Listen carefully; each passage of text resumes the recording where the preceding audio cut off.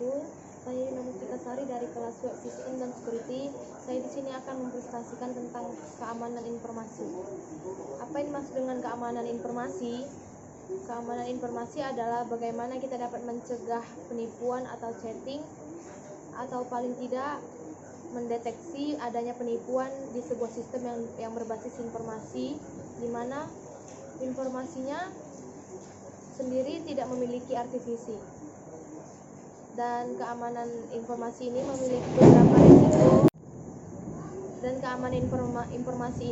beberapa resiko. Yang pertama adalah resiko fisik, yang kedua resiko data storage, yang ketiga adalah resiko strong password, keempat resiko internet browsing, kelima risiko privasi lokasi, keenam resiko sistem informasi.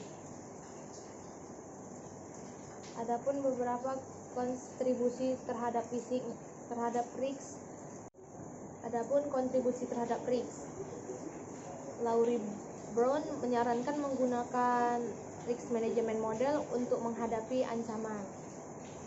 Adapun solusi untuk mengurangi risk, yang pertama usaha untuk mengurangi threat, yang kedua usaha untuk mengurangi vulnerability, yang ketiga usaha untuk mengurangi impact, yang keempat mendeteksi kejadian yang tidak bersahabat, yang kelima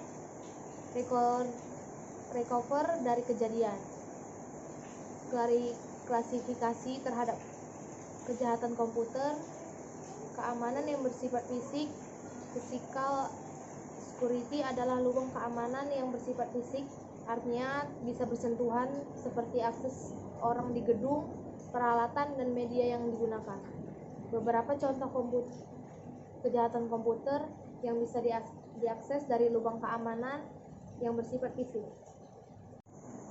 Yang pertama adalah wiretapping, yang kedua denial of service, yang ketiga pencurian yang jelas merupakan bentuk kejahatan fisik karena mengambil alih peralatan atau media.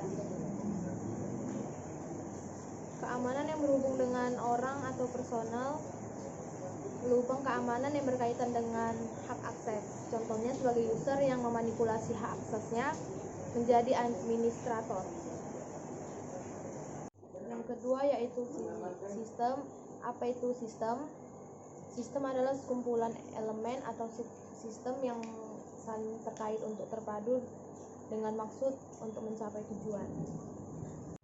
Contoh sistem informasi geografis, yang pertama data, yang kedua manusia, yang ketiga komputer, yang keempat program aplikasi atau software, yang kelima penyimpanan atau storage, hard disk, flash disk, CD, disket, dan lain-lain, yang keenam proses analisis, yang ketujuh jaringan komunikasi atau internet khusus untuk online, yang ke-8 output atau hasil. Keamanan sistem yaitu sebuah sistem yang digunakan untuk mengamankan sebuah komputer dari gangguan dan segala macam ancaman dari membahayakan, yang pada hal ini keamanan melingkupi keamanan data atau informasinya ataupun pelaku sistem atau user. Macam-macam keamanan sistem. Yang pertama keamanan eksternal. Keamanan eksternal itu berkaitan dengan pengamanan fasilitas komputer dari penyusupan bencana alam dan lain-lain.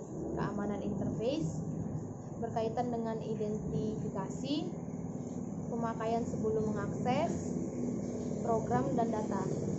Keamanan internal berkaitan dengan pengamanan beragam kendali yang dibangun pada perangkat keras dan sistem operasi untuk menjaga integrasi program dan data.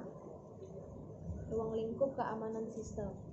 Yang pertama, pengamanan secara fisik, menempatkan sistem komputer pada tempat atau lokasi yang mudah diawasi dan dikendalikan pada ruang tertentu yang dapat dikunci dan sulit dijangkau oleh orang lain sehingga tidak ada komponen yang hilang. Contohnya, pengamanan secara fisik dapat dilakukan yaitu wujud komputer yang bisa dilihat dan diraba, misalnya monitor, CPU, keyboard, dan lain-lain.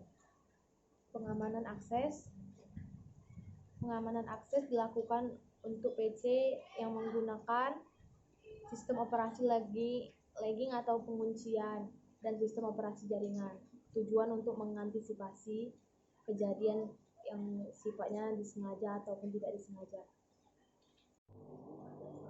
Pengamanan data dilakukan dengan menerapkan sistem tingkatan atau hierarki akses, di mana seseorang hanya dapat mengakses data tertentu saja yang menjadi haknya.